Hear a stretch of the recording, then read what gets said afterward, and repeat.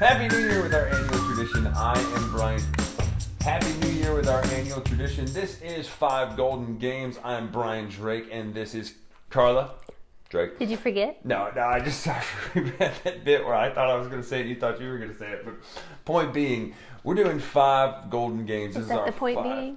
That is the point being. Five games that we liked this year, that came out this year, to the best of our knowledge. And if they didn't come out No, not this to year, the best of our knowledge, to the best of what we have played.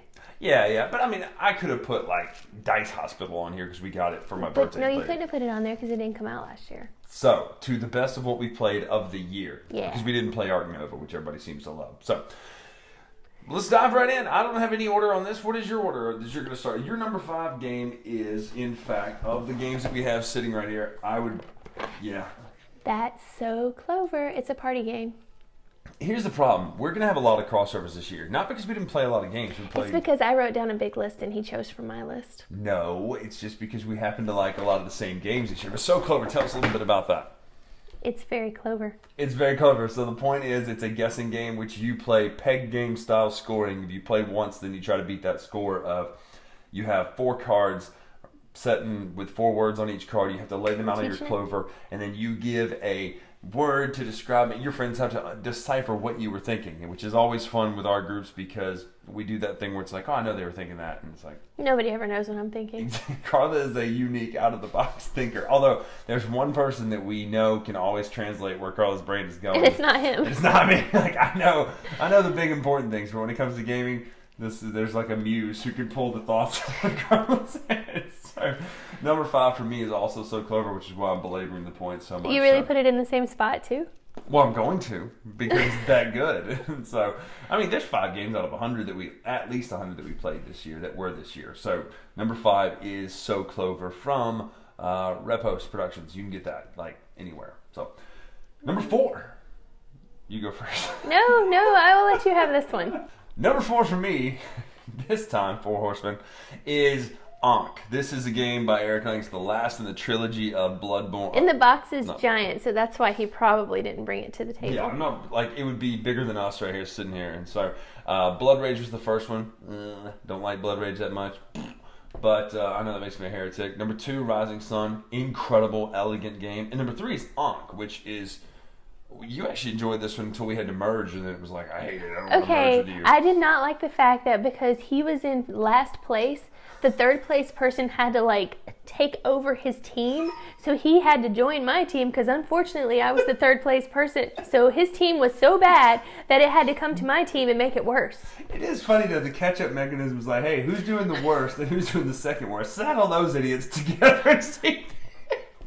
I wouldn't have gone with idiot. Not her. She's not the idiot. Saddle those losers together and see if they can come up with a better team. Well, and it so happens that I drug us down yet again when we played. So don't saddle your... There was no coming back when I had to saddle my horse. Wagons, Horse hitches. to the witch. Can you let the dog Saddle go? those horses to the witches there, ladies and gentlemen. Let me let the dog out. Your number 4 is? All right, my number 4 is Micro Macro Crime City. It's super fun. I don't really like it with more than 2 people because I like to wander around my table and see where everything is happening. It's really cool because it's just like a big poster of multiple crime scenes and you have to follow the little cartoon characters. It's kind of like a Where's Waldo game. So much so that the game starts on the box. The first mystery is right here on the box that you can do. So is that a spoiler? No, because it says get started. Look at the box. And it does. It says get started right away. Solve your first cover. Solve your first case on the cover.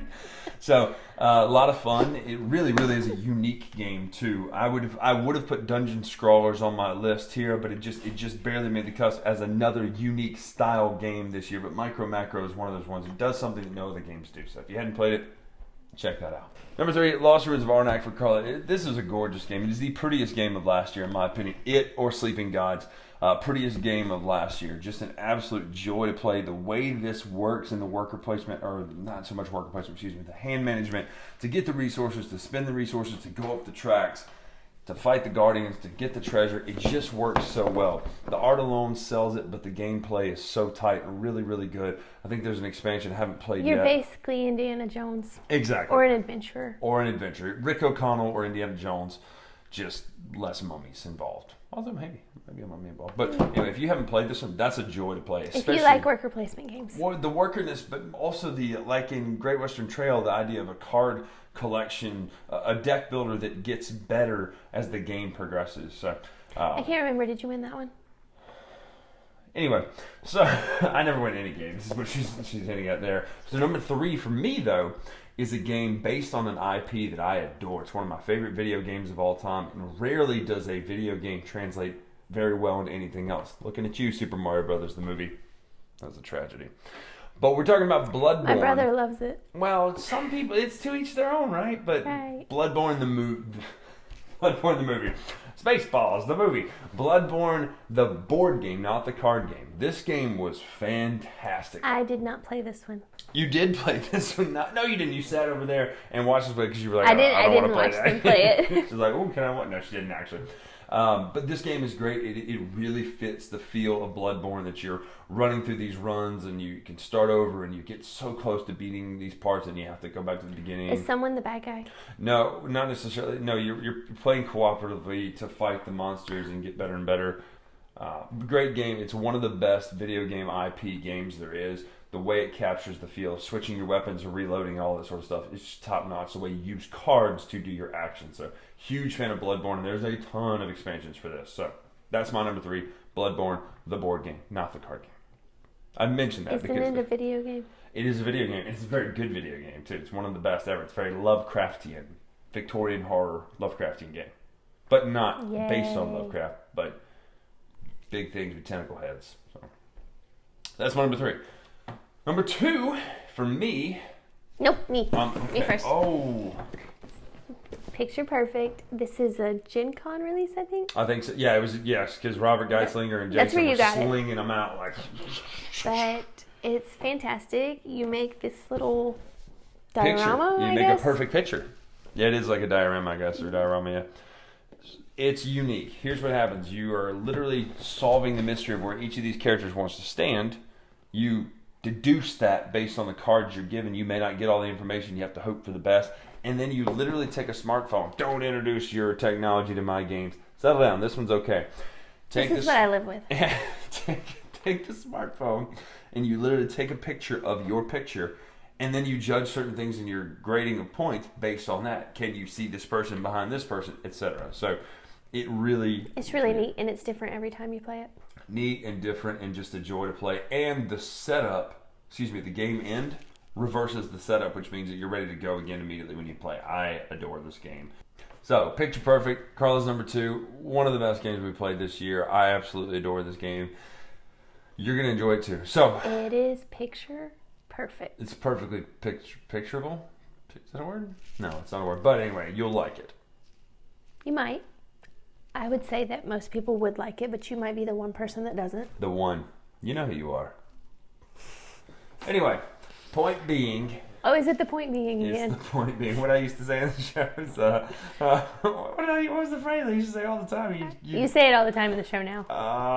Point being. Anyway, it was something... And you say it in all your videos a lot. I can't remember. And they're going to notice that now. I do. Y'all notice in the comments below. Do a point being count. You probably... Not in this one, though, because I think there's only 2 because she cut me off on point beings. No more point beings. Yes. Anyway, I almost said it again unironically. So, number 1. 2. You haven't done 2. Number 2 for me is this game right here. That's my other number 2. Terraforming Mars, the Ares expansion. It is rare that you take a game that's already basically perfect and you condense it down, or distill it down is the word I like to use for this. You keep the essence, you keep the feel of it. It's rare that you're able to do that into a card game and get the same feel.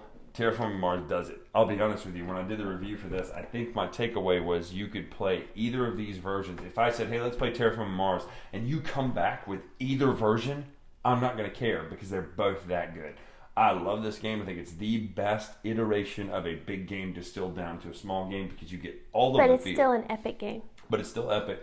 It's still fun, and it's still just as good, but it also plays much faster, so there's that. But that's Terraforming Mars Ares. I do like that. Yeah, absolutely, because Terraforming Mars can last 2-3 hours sometimes, even at 2 players. So that is my number 2 game of 2021. Yes, whatever year it is. It's last year. Last year, the one before this one. Now, before we go any further, but number 1s, Honorable mentions. I wanted to mention them. One literally. Unfathomable. No, I was saying that one. Oh, sorry. Does it count as 2021 if we just played it for the first time Sunday? Yes, because Okay. they were slinging them out at Gen Con. Okay, well, we didn't get one, but what is this? The point being. Point being, excellent, smart words. Our friend got it for Christmas, so we played it this weekend. Unfathomable. Did I say it? I forgot to say it. I don't know, but it's unfathomably good. It is a reskin of Battlestar Galactica. Now, some of you are like, no, I like Cylons. Don't give me Cthulhu. Do you know what's not fun, though? Is when you're playing Battlestar Galactica and there should only be one Cylon, but the dealer deals two. Looking at you, Andy.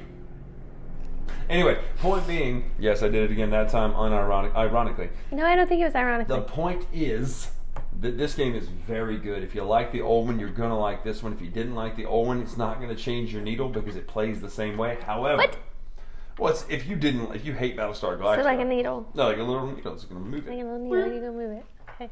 This, though, So if I play it and it goes this way, that means I you like love more? it. Okay. Or unless you're looking at the camera backwards and that's empty. Or British, right? Don't they have the car? Anyway. Oh, did their tanks go backwards? I don't too? know. I'm curious about that. Maybe. You drove it. I don't remember. Somebody leave me in the comments below. English, all of our English fans out there. Let me know if your tanks go backwards too. Actually, I think they're just little dots and they go like this. That's true. So they would count upwards, is what you're saying. So, anyway, now that we've just ruined our English audience, they don't want to hear us anymore. But here's the thing. This game is very good because your characters in this, and I'm trying to remember back to the last time I played Battlestar Galactica, your characters feel as if they can do a lot more, I should say. Like, their powers are good. The action cards are That's good. my kid. Yeah, it wasn't the dog this time. The action cards are good, the powers are good, all that sort of stuff. And why are we not making it onto the list of top 5 games? Because we just played it Sunday, we haven't played it enough. So it will probably shoot much higher into the list next year, or a list next year. Anyway, our number 1 is a shared number 1 by number. Really? You're copying my number 1 now, too? Well, one more. I forgot about that. One more. What do you call this that I'm talking about right now? Honorable mentions. Expansion of the year, Twilight Imperium, Holly Prophecy last of Kings. It's incredible. Holly is another Was that one. last That's year, the then? triple. I know what it is. I No, just it was didn't know if it was last this year, I believe. On my list that I did, it was this year. This past year, sorry, 2021. Thank you. Prophecy of Kings is a phenomenal expansion. It completes Twilight Imperium 4, which is What my was favorite different game. about it? It adds a lot of the content that was missing. It also plays up to 8 players. You can do Why would you want to do that? Well, yeah, I would never play with 8, but I would play with 6 or something, or 4 or 5 or 6 is great. But it's one of the best games ever. But I'm trying to look through Debatable. back here. Dungeon Scrollers was the honorable mention. So the last honorable mention of the year is Excavation Earth by David Turgeon. Oh, time out. I just changed my list. I forgot about that one. I'm sorry. So Clover just got bumped to the honorable mentions column. You just did a triple reverse there. I did. I think that's what Excavation they call Earth is a fantastic game, so it comes in at number 3, 4, 5, 5. It's one of those. Excavation Earth is a great game. It's a markets game in which you're in space and you're selling art from Earth. Basically, you're hauling junk off the planet Earth. And We're selling basically in the things. future, right? What you mean you were in the future? That's from Back to the Future. Thank knew you. that. Thank you. I had no idea that it was from one of your favorite I knew movies. it was in that. Just start quoting Indiana Jones and Roger Rabbit next. Where's a Roger Rabbit board game? Get on that, Funko. Anyway, this game is great. It's a really fun game. So that's our last honorable mention. If you haven't played Excavation Earth, it's a really good time. So my number 1 for the year is My in number fact, 1 is Cantaloupe. That was my number 1. That's my number 1. You stole my story. Did you interrupt the denouement of my board game top 5 list to interrupt me with a line from an old movie? Yeah, Shooter McGavin. Now that's a different movie, but his name was Shooter, and it's Shooter McGavin's and Billy Madison. Regardless, yes, I did because you stole my number 1 choice. It was in Secret Window. You nailed it, yeah. Cantaloupe is the number 1 game this Thank year. you. Back to Earth. Cantaloupe is a point-and-click It's so adventure. fun. I don't want to show you. Yeah, don't be but looking it's at spoilers. If you're a virgin, you can't see spoilers. You can't You've got see all it, them but covered. anyway. But it uses red light filter to hide things on the page, but also what's beautiful about this game, it's a point-and-click adventure from the 90s Lucasfilm era, Curse of Monkey Island, Tentacle, Day of the Tentacle. But it's turned into a board game. But it's turned into a board game in a book style. A book And game. It has that sense of humor. There are moments where you're like, it insults you for thinking something. Because For getting the answer wrong. you know those moments in an unlock game or an escape room game where you're like, it has to be this. Doesn't that make sense? And then you're like, it didn't work. This one, when you do, it has to be this. Doesn't it? it insults you and calls you dumb for thinking that. So it's a beautiful game. It's really fun, and we can't wait till it continues. Cannot wait for part 2. It is from Lookout Games, which is ironic because when you think Lookout, you think Agricola, Caverna, And I all think those. a lot of people play it solo. Yeah, Tom played it solo, but we played it together, and it was so much fun. We just left it on the table and played it over a few days. So if you haven't played Cantaloupe yet and you like escape room, that sort of games, this is 100% one of the best games that I've played in years. So Cantaloupe. And we played it early last year, and we're still talking about it. So. Exactly. Yeah. So if you didn't see that, Tom and I did a crossover review together with that, so go watch the review on that. But we played a lot of great games this year. All of these are home runs. There are some we did not play, though. So yeah, we didn't play some of the favorite games of the year by other people. Yeah, Arc Nova, none of the Capstone games. I have a hard time getting my hands on copies of those and stuff. So I've got to get my hands on some of the Capstone games that came out this year because they had a lot of great hits. Obviously, a big Train fan, you know that. So any of the Train games I did review, I really enjoyed. 18, Chesapeake, etc. But these are great. If you have questions about any of these games, shoot us a message in the comments. We'd love to answer you. But especially go let us know which of these, of our picks, was your favorite. And then let us know which of the picks that we didn't mention was your favorite that you would like to talk about. Hey, I just had an idea. What? When you're making this video, you're going to like send the game in with a ring steal. He stole the belt. Like a run-in? Yeah. That's the Warriors music! There we go. So, yeah, last year that was on the list. So we did not put any WWE references this year. You didn't get a single reference this year. And we even went to wrestling this year. Oh, it's a WrestleMania. I still didn't do a wrestling game this year. I'm really disappointed. So, anyway, that's our 2021 list. Thanks for watching. Thanks for supporting us here at the Dice Tower. We will see you on the Dice Tower cruise. And then, other than that, the year is open. We'll see what happens. So follow the videos, watch your stuff. Kickstarter on the Dice Tower. Make sure to go support the Kickstarter of the Dice Tower. Check it out. It's going to be amazing. Tom did not ask me to plug that. I plugged that because the content here is so worth it. So Dice Tower Kickstarter starts very soon. Bye, friends. Bye.